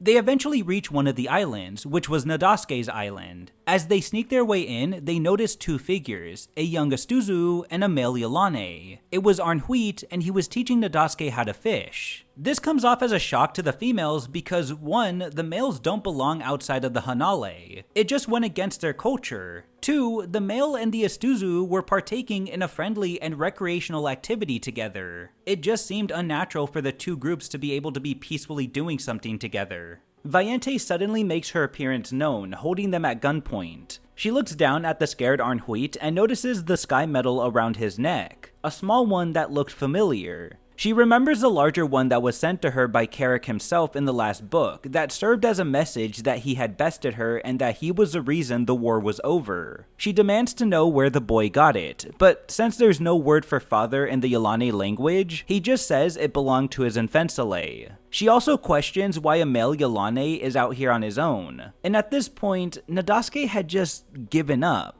Like most males, he has this fear of the females, and on top of that, Nadasuke knew who Vayente was, for he was sent to the beaches once in his life under her command. He knew how brutal and ruthless she was, and because of that, he knew that it was the end of it. That she was going to make sure his fate was awful for breaking the rules. If not now, then at some point in the future, he would surely be sent to the beaches again and face the same death that Imahei faced. There was no more freedom, only the Hanale, only the birth beaches, only death. All while this was going down, Kerrick and Armun arrive on the island, and when Kerrick hears that Arnhuit had gone to the island to visit Nadasuke, he decides to go retrieve him and brings Kerrick with him to discuss their new method of defense against the wild murgu. One of Arnhuit's bullies had followed him to Nadasuke's island and saw the females invade and hold them at gunpoint, which prompted the little boy to alert Kerrick and Kerrick as they were heading in that direction already. They send off the boy to alert the rest of the Tanu, and the 2 rush towards the island and sneak their way in, until, to Kerrick's horror, he sees who it is. Herrilock wants to just rush in and kill them, but seeing how the Hazotsan was pointed at Arnhuit, doing that could result in his death. Herrilock stands down, and instead, the two walk out, with Kerrick facing Valiente for the first time in a long time. I'm not joking though, this encounter doesn't last long at all. Literally a span of about a page. But Kerrick tries to reason with Valiente, telling her to let the boy go and he would take his place. This shocks her as she didn't understand this concept of an adult valuing their infantile's life over their own. But she's not going to make things that easy for Kerrick. She had been waiting a long time for this. Every day on that empty beach, she thought of the day she would finally bring herself to kill the Isuzu that had stolen everything from her. It will end here, Kerrick. You have fought me too long, killed too many. This is my victory. I have my own city now. It will grow and prosper. You and these other two Isuzu now die. But die in the knowledge that your deaths are only the first. For I shall return with Fargi and creatures of death grown by ever-loyal Occultalp. I will return and pursue your kind across all of Gendasi, to seek out every stinking lair of your kind and kill every one of you. Think of that as you die. Think of it, slowly and carefully. I give you time so you will die with that knowledge uppermost in your thoughts. As Valiente was giving her bad guy monologue to Kerrick, Nadasuke looks down at Arnhuit, who was terrified at everything he was witnessing. He places his hand on the boy's shoulder, a sign of sympathy and understanding, the last thing he would do for him. Because in the next moment, Nadasuke would reach over, grab Arnhuit's sky metal from around his neck, launch himself towards Valiente, and stab her in the neck with it. To make sure it was all said and done, Nadasuke twists the sky metal in her neck, finally killing the ruthless Valiente. But unfortunately for Nadasuke, the Hazotsan in her hands, which was pointed directly at him, goes off accidentally, launching the dart into the poor Yilane male and killing him instantly. It all happened so quickly, and everyone was in shock. But it was Enge who grabbed the Hazotsan from the stunned Occultop's hands and followed with the statement, "The killing is over." Kerrick assures Herrilock the same thing, who asks about the other fatter Marog. In a sort of badass way, Kerrick faces her and basically tells her that her precious Valiente, the Aista that she swore her life to, was dead, and with her, she dies too. And almost right on cue, the pressure gets to the scientist and she seizes up and dies. Kerrick then grabs the crying Arnhuit and assures him that his friend died a noble death. He hands the boy over to Herrilock and tells him to tell the rest of the sammad what had happened and that the killing was over. Herrilock leaves with Arnhuit and Kerrick walks Enge back to her Urukedo, the two having one last conversation together. Enge was the only other Yilane aside from Nadasuke and Imahei that he could call a friend. He asks her if the battle between them, the Tanu and the Yilane, was over. She says that it has, but she worries for the future. Both worry that each of their kinds will invade their territories and their cities, as the two groups are destined to hate each other, indicating the battle may never truly be over. Kerrick seems sure that the Tanu won't invade any of the Yilane cities, and will ensure that they leave Alpeastok at peace. But Enge brings up the fact that Kerrick will die one day, and won't have any control on what may happen after he is gone. She worries for her own city, worries that the Tanu may one day try to take it from her and the daughters, but Kerrick assures her that that will never happen. Enge can only hope that that is true. As much as there is for the two to talk about, they have to part ways and go back to their respective cities to ensure their safety. Kerrick asks if he will ever see Enge again. Enge hopes they can, but believes they won't. Kerrick has to come to terms that he is not Yilane, he is Tanu. He wants to be Tanu. He doesn't wish to be Yilane anymore. That's what he tells Enge, and her final words to Kerrick before swimming towards the Urukedo are, "You are as you are. I am as I am." Kerrick then turns back to take care of the bodies of the dead Yilane, and head off to be with the rest of the Tanu. The book, and the whole series, ends on an epilogue that takes place several years into the future, and things end on a rather bittersweet note. Kerrick and his sammad are older. He and Armun are still around and happily together. Their son Arnhuit became a fine hunter who decided to stay on the island. Their daughter Ysel, however, found her own hunter and went off to join his sammad in the north. Herrilock eventually had a child with Marith named Terran. However, the strong hunter would eventually pass away in his sleep one day, leaving Marith to be a widow once again. but she still had Terran and Darius. Ortnar as well was still kicking despite his old age. Sammads came and went from the island, but Kerrick and Armun stayed. They were happy there. But times were changing. They had gradually changed as the years went by. The Tanu population had grown, and it started to concern Kerrick. As the Tanu grew in numbers, it could mean the potential in territories overlapping with the Yilane, which could lead to another conflict. Kerrick had been meaning to go back to the city of Alpeasoc to peacefully warn the Aista of this occurrence, and wonders if it was too late. From the implication of the epilogue, there didn't seem to have been any large-scale conflict between the Tanu and the Yilane, not since all those years ago before Kerrick stopped the war. But that didn't stop Kerrick from wondering if it would eventually happen again. Kerrick also mentions how these things had happened, and they needed to be told so that no one forgets they happened. He is Tanu, but he doesn't forget that he was once Yilane. To this day, the ring that was placed around his neck that used to be attached to Yilane in the first book was still there. He never got rid of it. It was his last true ties to the Yilane, but it doesn't make him Yilane. He was Tanu. In the epilogue's final few paragraphs, Kerrick says this: "It is going to rain, I know. My hip always hurts when it is going to rain. I think I will go hunting today, though we have enough meat. Or perhaps I will go to the island where Nadasuke used to live. Poor lonely creature. Though I shouldn't say that. He lived in the Hanale, lived on his own, learned to hunt and fish, learned to kill doing it, something that the Yilane males never do. It was well learned, a blow well struck. I will never forget him.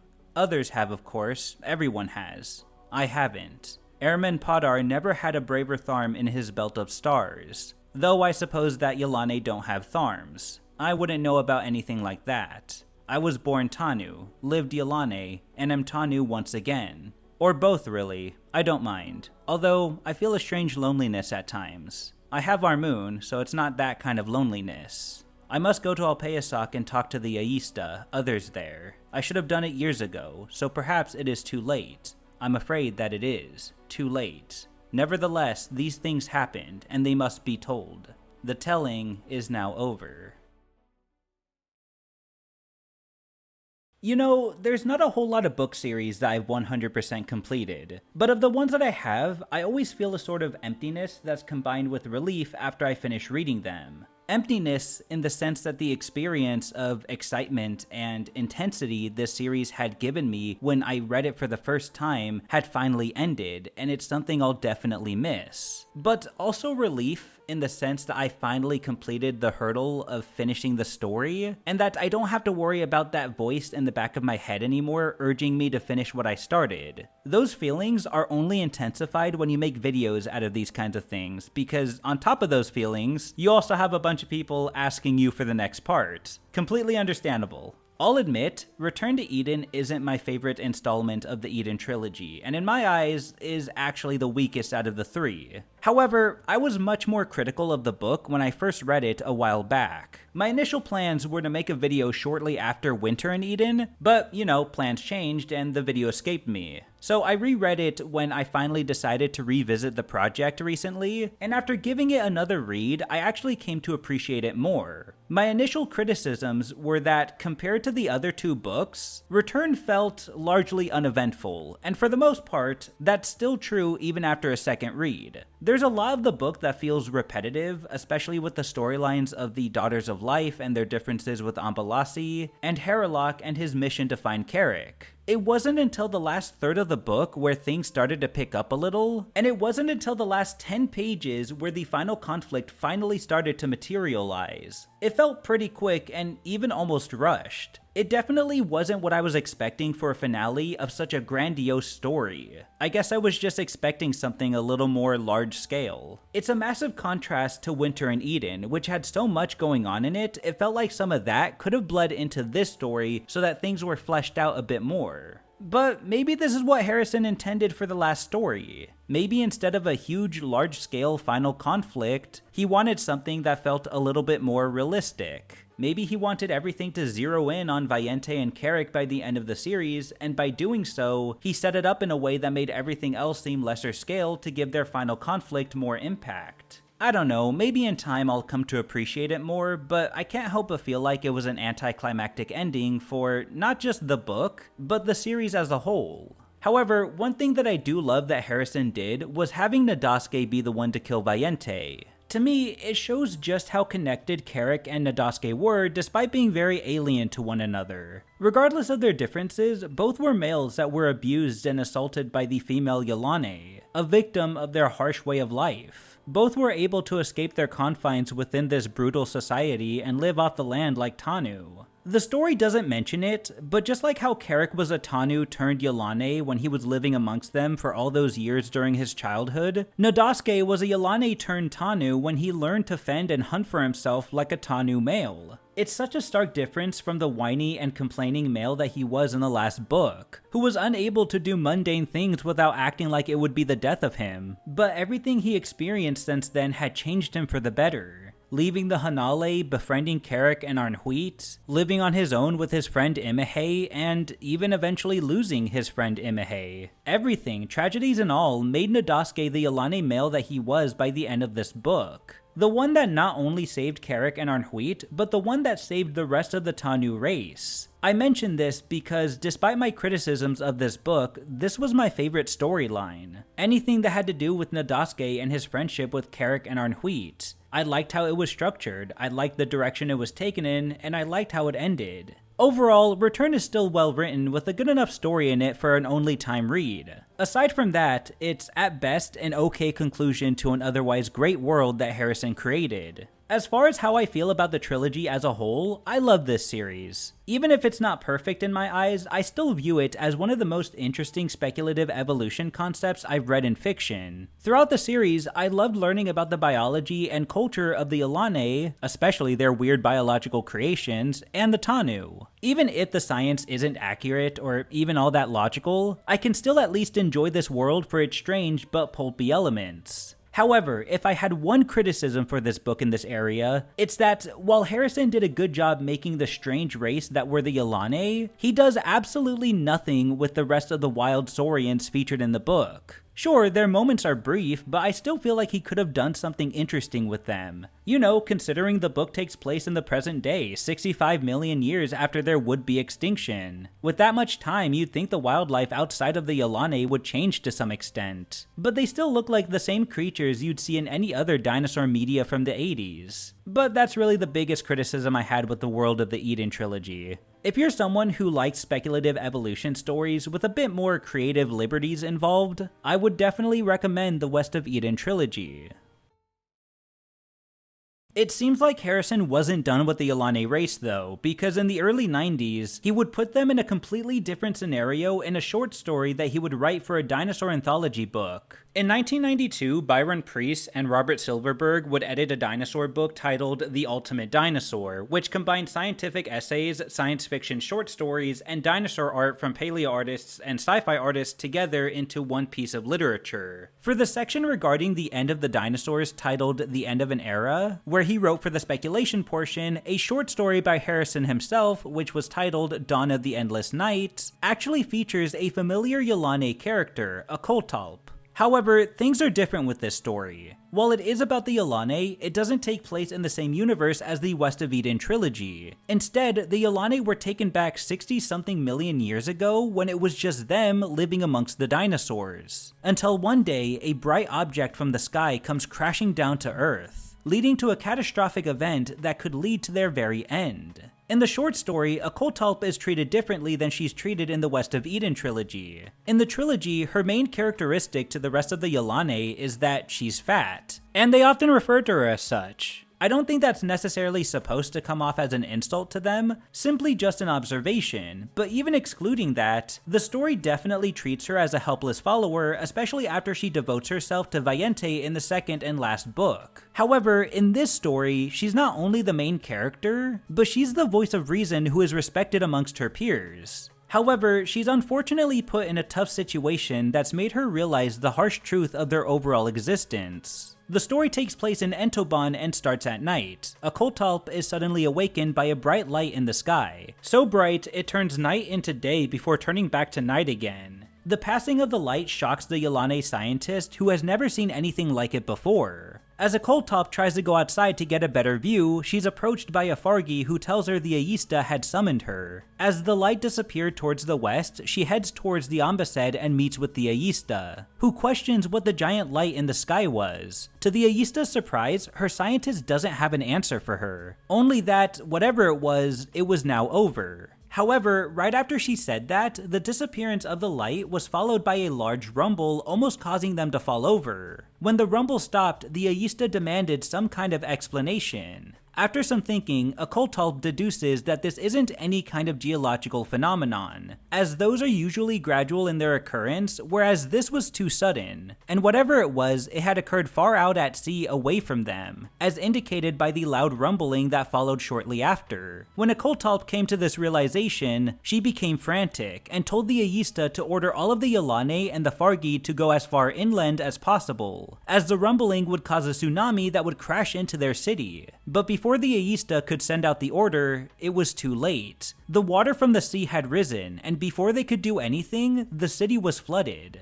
The birth beaches were overtaken by the deadly waves, the Yilane were dragged by its violent force, and the city was submerged. Akoltop, the Aista, and the rest of the Yilane within the Ambassad were also engulfed in the water and pushed into the darkness. When Akoltop came to shortly after, she was okay for the most part, but it was hard to breathe and her side hurt, her ribs possibly broken. As she got up, she was approached by one of the Yilane who works at the fish pens, whose name is Yilane. If you don't remember, Yilane was the simple-minded Fargi that was tied to Kerrick to prevent him from escaping the Yilane again in the beginning of the first book. But in this short story, she's a Yilane that commands in her respective line of work. She's one of the survivors of the flood, and she asks the Yilane scientists what had happened. Akoltop doesn't have an answer, but assures them that despite the devastation, they have and will survive. Their city, though gone right now, will regrow. And much to the scientists' relief, the Aista was also among one of the survivors. However, she holds very bad news.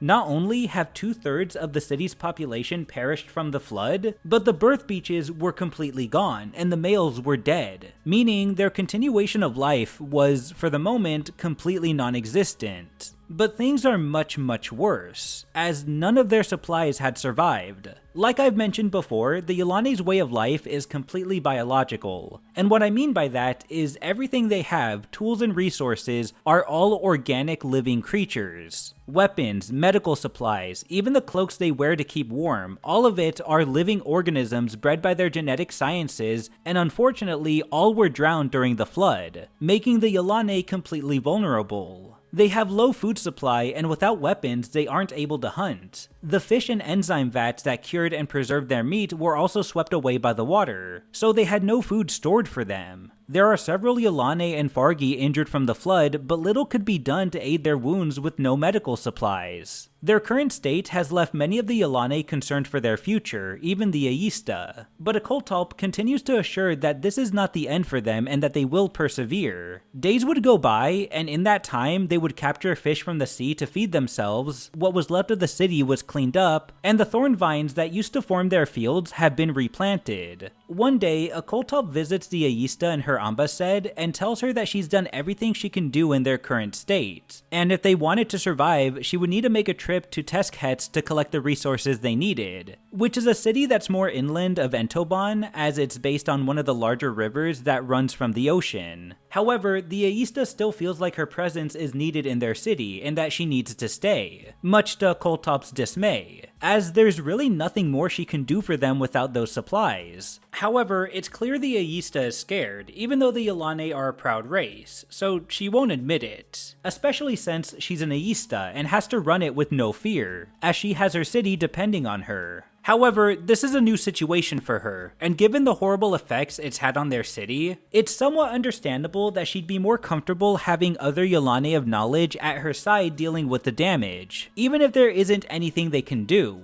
So Akoltop is forced to stay in the city until it is well enough by the Aista standards, who isn't happy that they're forced to live a more primitive lifestyle as opposed to their more advanced and comfortable life with their genetically altered luxuries. time would pass, and things weren't looking any better. Since the flood, the skies had been cloudy and produced a black rain, and it would stay that way for a long time. The clouds showed no signs of parting, which wasn't a good sign because the Yilane, being cold-blooded reptilians, needed the sun to stay warm and survive. Without it, it would only be a matter of time before they perished. Eventually, Occult made another attempt to ask the Aista for her to leave the city, which she denied again. And when things started to really look bleak, it would only get worse. One day, Occult is approached by the city's only surviving hunter, Velicrae, who was one of the 3 Fargi that inhabited the abandoned beaches of Entoban that Viente was banished to in Return to Eden. But as you can see, she's a lot more respectable in this short story. She approaches Occult, telling her that there is a Yilane that comes with Fargi in the forest that wishes to see her. The scientist follows the hunter into the woods and eventually towards a tree shelter where the Yilane's in. The Yilane is another scientist named Esokel, who's no stranger to Occult, and after she tells Velicrae she can leave, the two start talking.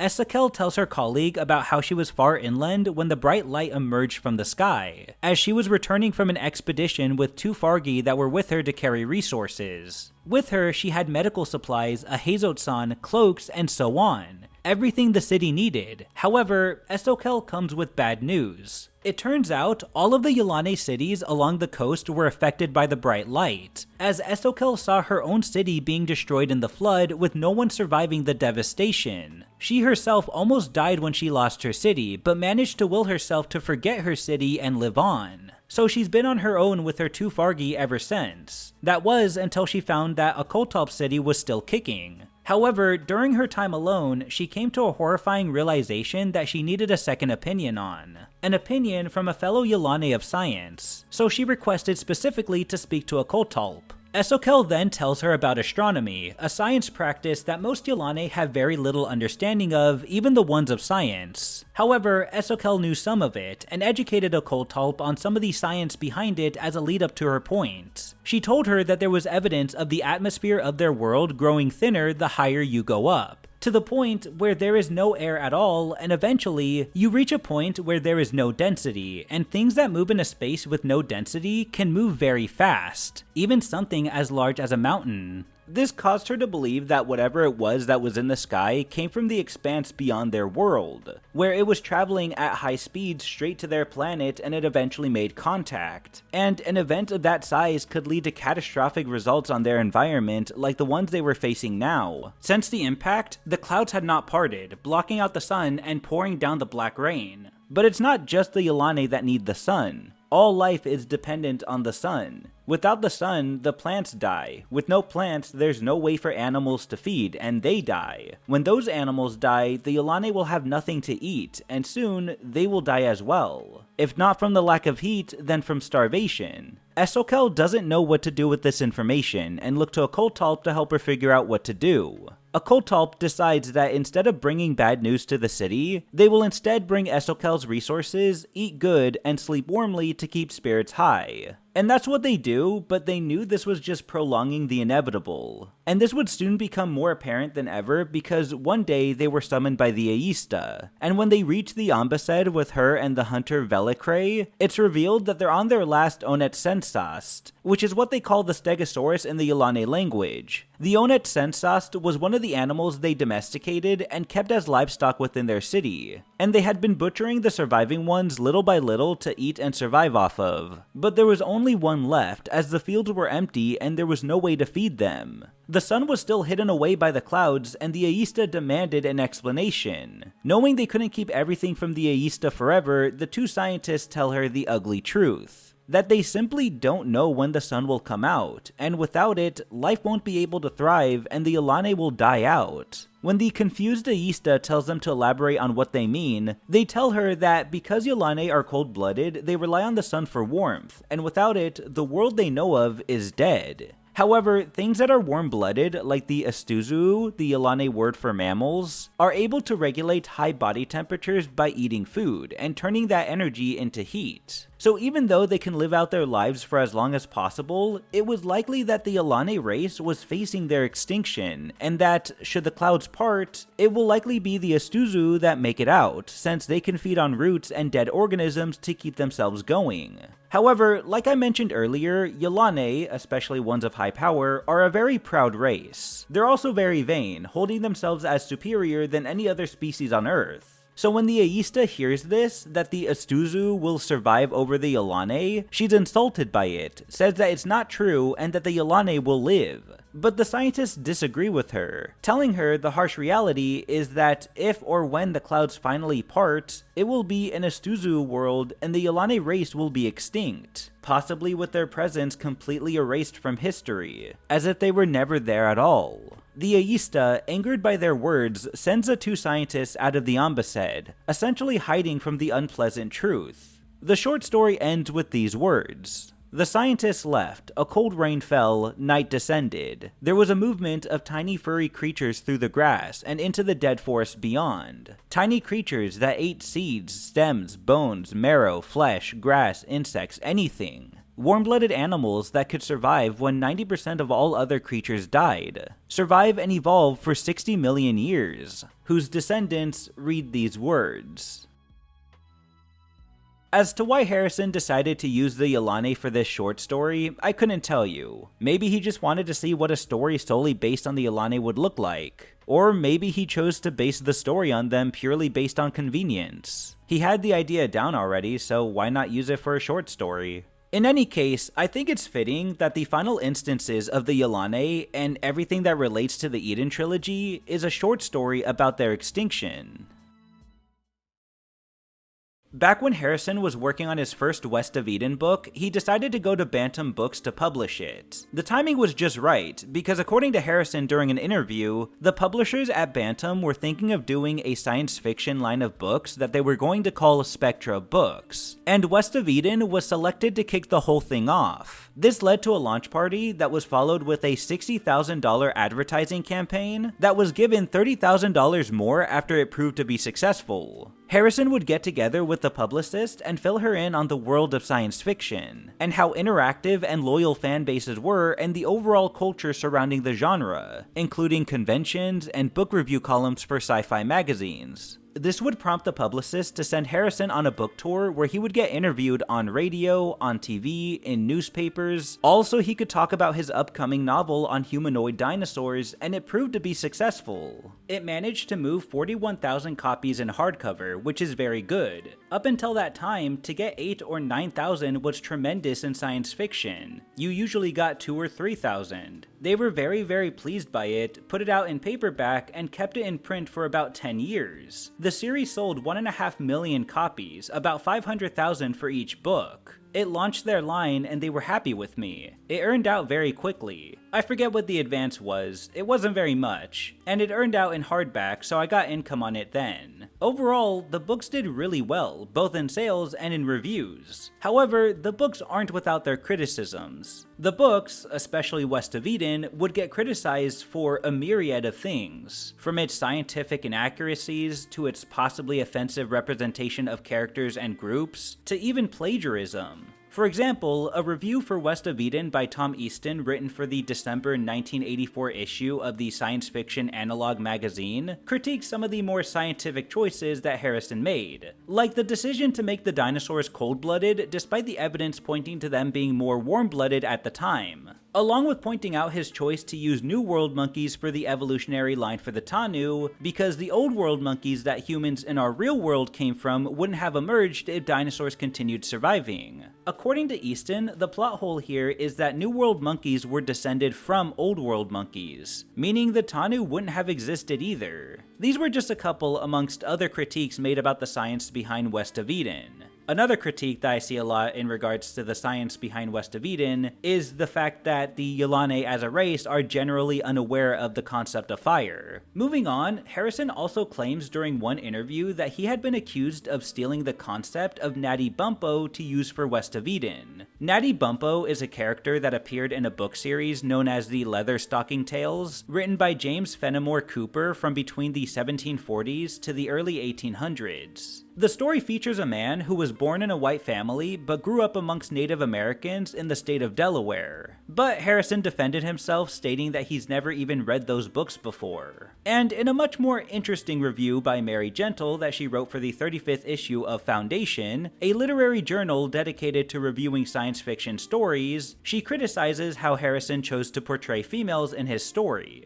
She doesn't like that the Tanu women are inferior to the males and essentially play no role in their culture. She doesn't like that the Yilane females are all straight up bad guys, and the only ones that aren't bad, more specifically the Daughters of Life, are portrayed as annoying and unbearable to deal with. Obviously, I'm not going to go through the whole review because this video is long enough as it is, but she makes it seem like the book is some overloaded right-wing propaganda, which isn't exactly the experience I got out of it, but whatever. If you want to see these reviews for yourself, I'll leave links for all of them down in the description below. Bottom line is that Harrison's book was given all sorts of criticisms, however, through it all, the whole series was still very successful. Despite that, not much has come from it since then. Of course, there was the 1992 short story that Harrison wrote for The Ultimate Dinosaur, but aside from that, the Eden series would unfortunately become obscure as time went on. However, according to a 2008 blog post written for a website called Harry Harrison News Blog, there was a Russian film company called Paradise that had taken interest in Harrison's West of Eden book, purchased the option for it, and had plans to turn it into a 3D film. Apparently, Harrison himself was going to co-write the script with the company's chief of production, Armin Adilkanyan. Obviously, this never happened, and trying to look more into this company or anything regarding a 3D West of Eden movie yields no real results. However, mention of the 3D movie would be made again in a 2013 blog post by Alex Cox, a film director and writer who was one of Harrison's colleagues. In the post, he was talking about how some Russian media production company expressed interest in some of his works, stating, "A smaller Russian company did option West of Eden, Harry's first novel about an Earth on which dinosaurs never became extinct. I don't know what became of that. Harry told me that he thought they were working on an animated version, and those things take time." Cox was likely referring to Paradise from the previous blog post when he said a smaller Russian company. But in any case, as you can already tell, this movie never materialized. Since then, there has been no real signs of any company showing an interest in a movie adaptation to Harrison's Dinosaur novel. After the Eden trilogy, Harrison would continue writing several more books, some by himself and others in collaboration with other authors, many of which were continuations of his previous well-known works like Bill the Galactic Hero, Stainless Steel Rat, and Death World. But he would help make other original novels like the Hammer and the Cross trilogy, the Turing Option, and the Stars and Stripes trilogy. He would continue writing science fiction works for the remainder of his life until, on August 15th, 2012, at the age of 87, Harrison would tragically pass away. Harrison was a very interesting man who lived a very interesting life. One where he got to experience so much, going into the military, traveling and exploring the world, meeting and befriending all sorts of new and creative people, many of which would help him on his own literary projects, and so on and so forth. Despite the tragic loss to the science fiction community, Harrison would leave behind a massive legacy, with all of his experiences recorded in one way or another in his novels. Science fiction has always produced tight-knit communities throughout its existence. Harrison was very much a part of these communities, and as a result, he knew a lot of people, all of which were no doubt affected by his death. Harlan Ellison, a very famous author in science fiction known for his short stories, books, and film scripts, had known Harrison for several decades. And upon learning of his death, Ellison had stated, "It's a day without stars in it." But who knows? Maybe if you look close enough, you'll find his tharm up there.